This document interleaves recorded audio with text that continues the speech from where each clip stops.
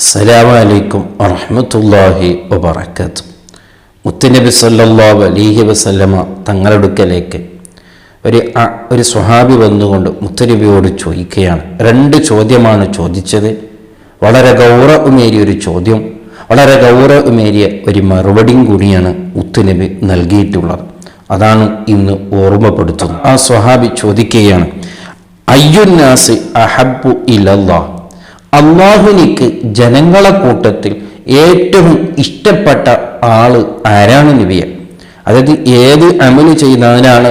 ഖുർആൻ ഓതുന്നവരാണോ, നിസ്കരിക്കുന്നവരാണോ, നോമ്പുകാരനാണോ, അങ്ങനെ ഏത് അമല് ചെയ്തവരാണ് അല്ലാഹുവിൻ്റെ അടുക്കൽ ഏറ്റവും ഇഷ്ടപ്പെട്ടവർ? വീണ്ടും ചോദിക്കുകയാണ്, അയ്യുൽ അമാലി അഹബ്ബു ഇലല്ലാഹ്, അള്ളാഹുവിന് ഏറ്റവും ഇഷ്ടപ്പെട്ട അമൽ ഏതാണ് നബിയെ എന്ന് ചോദിക്കുകയാണ്. അപ്പോൾ മുത്തുനബി വളരെ ഗൗരവത്തോടു കൂടെ അദ്ദേഹത്തിനിക്ക് മറുപടി നൽകുകയാണ്, അഹബ്ബുന്നാസി ഇലല്ലാഹി തആല അൻഫഅഹും ലിന്നാസ്. വല്ലാത്തൊരു വാക്കാണ്. ഇതാണ് നമ്മൾക്ക് പ്രയാസമുള്ളത്. അല്ലാഹുവിൻ്റെ അടുക്കൽ ഏറ്റവും ഇഷ്ടപ്പെട്ട ജനങ്ങളെ കൂട്ടത്തിലെ അല്ലാഹുവിന് ഏറ്റവും ഇഷ്ടപ്പെട്ടത് ജനങ്ങൾക്ക് നന്മ ചെയ്യുന്നവരാണ് എന്ന് മുത്തുനബി ഓർമ്മപ്പെടുത്തുകയാണ്.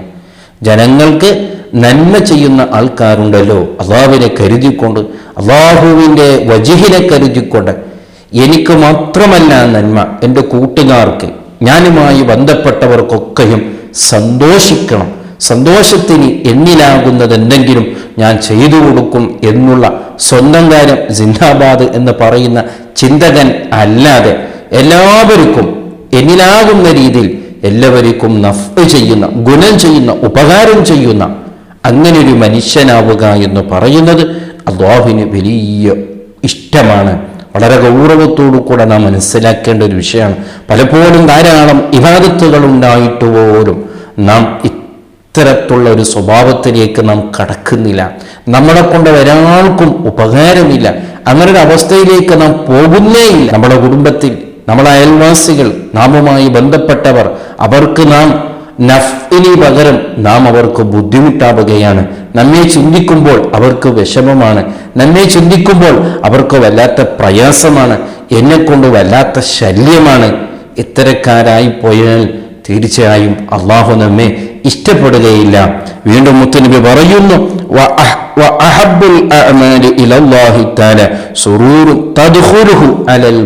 നേരത്തെ പറഞ്ഞ അതിലെ തന്നെ ഒരു രൂപമാണ് മുത്തുനബി പറഞ്ഞത്. ഏതായാലും നേരത്തെ ആരാണ് നല്ലവരെന്നതിനിക്ക് മുത്തുനബി മറുപടി പറഞ്ഞിട്ട് ഇനി ഏത് അമലാണ് നല്ലത് എന്ന ചോദ്യത്തിനിക്ക് മറുപടി പറയുമ്പോൾ മുത്തുനബി വേറെ എന്തെല്ലോ അമലുകളുണ്ട് അത് പറയാമായിരുന്നു, പക്ഷെ ഒന്നും പറഞ്ഞിട്ടില്ല. മുത്തുനബി പറഞ്ഞത്, വീണ്ടും പറഞ്ഞത് അത് തന്നെയാണ്. അതെ, മുസ്ലിമിന്റെ കൽബിൽ സന്തോഷം ഇട്ടുകൊടുക്കുക. ഒരു മുഅ്മിനിന്റെ കൽബിൽ എന്നെ കാരണം കൊണ്ട് അവനെ സന്തോഷിപ്പിക്കുക, അത് വലിയൊരു അമലാണെന്ന് മുത്തുനബി ഓർമ്മപ്പെടുത്തുകയാണ്. എന്താണ്? എൻ്റെ കാരണം കൊണ്ട് ഒരു മുഅ്മിൻ സന്തോഷിക്കുക, എൻ്റെ കാരണം കൊണ്ട് അവൻ്റെ കൽബിൽ സന്തോഷമുണ്ടാക്കി കൊടുക്കുക, അത് അല്ലാഹുവിൻ്റെ അടുക്കൽ വലിയ അമലാണ്.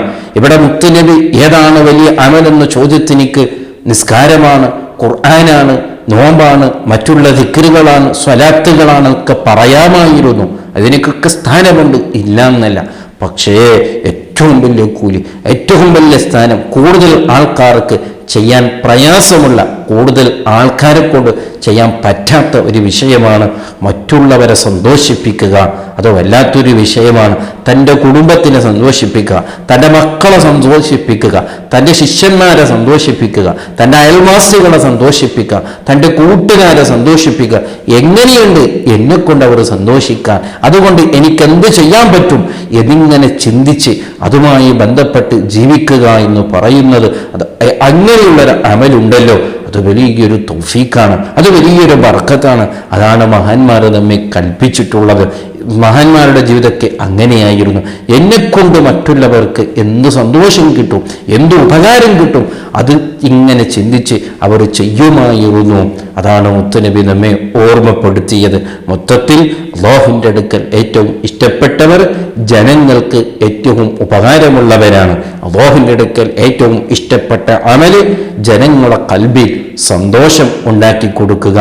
ഇത്തരത്തിലുള്ള വലിയൊരു അമല് നമ്മുടെ ജീവിതത്തിൽ അള്ളാഹു നൽകി നമ്മെ അനുഗ്രഹിക്കട്ടെ. അസ്സലാമു അലൈക്കും വറഹ്മത്തുള്ളാഹി വബറകാതുഹു.